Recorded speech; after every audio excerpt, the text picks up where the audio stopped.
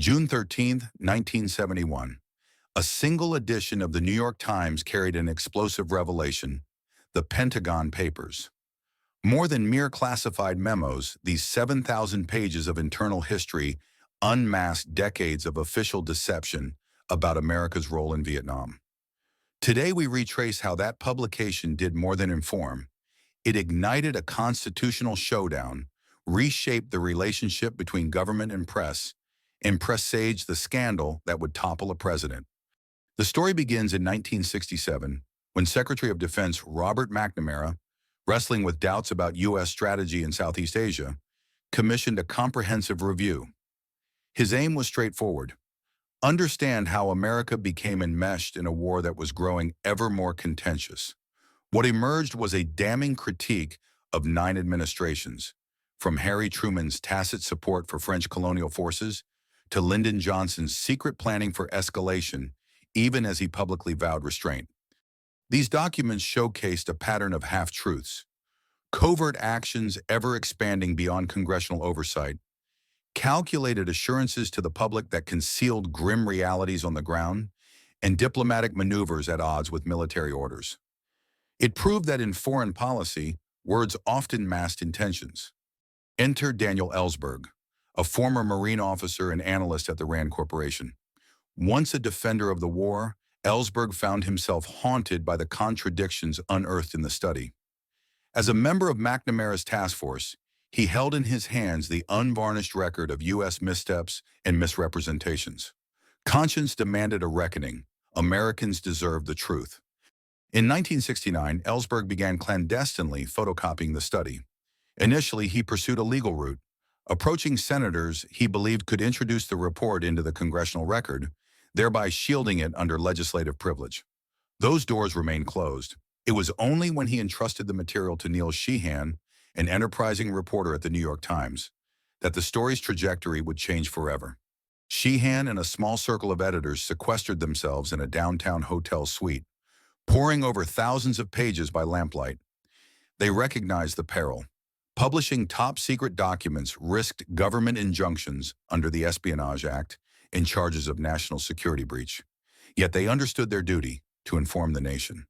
When the first installment ran on Sunday, June 13th, it startled the American consciousness. For the first time, citizens could see it in black and white. Leaders had misled them. Headlines the next morning grappled with bombshell revelations: that plans for war expansion coexisted with public promises of peace negotiations, that covert missions proceeded without congressional sanction, that optimism about an eventual withdrawal was often feigned. President Richard Nixon, unmentioned by name in these documents, initially viewed the leak with detached political calculation. Some advisors saw a potential advantage. Blame for the war's failures lay with past Democratic administrations. But this sober calculus soon dissolved into alarm. Attorney General John Mitchell, acting on the president's directive, demanded an immediate halt to publication. The Times refused. June 15th, 1971. The administration sought a federal restraining order, an unprecedented bid to muzzle the press before a single additional page saw print. The ensuing legal battle, New York Times Company versus United States, would reach the Supreme Court within days. Arguments underscored the tension between national security and the First Amendment. Government lawyers cited the Espionage Act and pressed the notion of prior restraint, the right to block publication.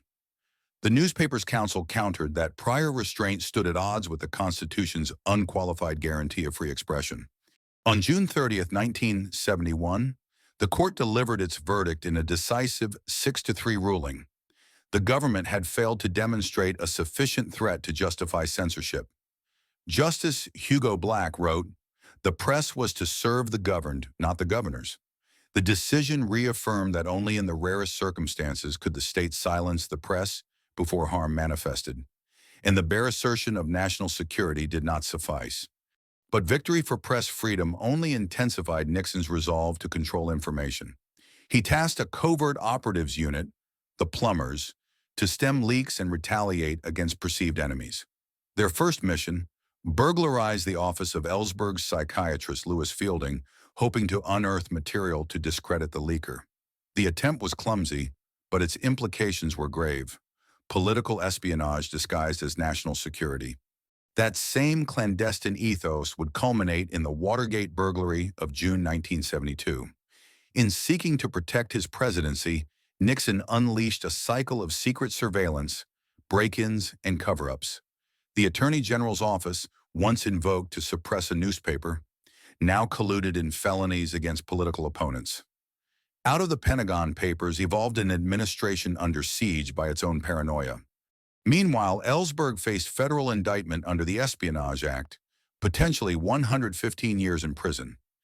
Yet during the pre-trial phase, revelations of White House abuses, particularly the psychiatric break-in, prompted Judge William Byrne to throw out the charges on May 11, 1973. Ellsberg emerged not as a traitor, but as a conscience-driven whistleblower whose sacrifice underscored the imperative of accountability.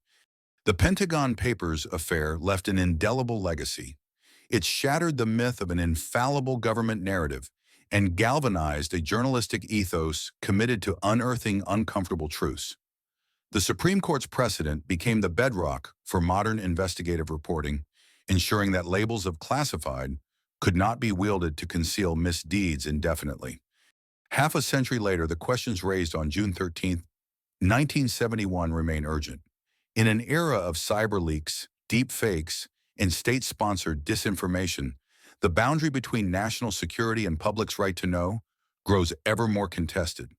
The Pentagon Papers taught us that democracy demands transparency and that a vigilant press is the people's safeguard against hidden power. As we confront new challenges, surveillance technologies that eclipse the capabilities of the Nixon White House, algorithms shaping our perceptions, the spirit of Ellsberg and Sheehan endures. Their courage reminds us that truth, once uncovered, can neither be corralled nor suppressed without cost.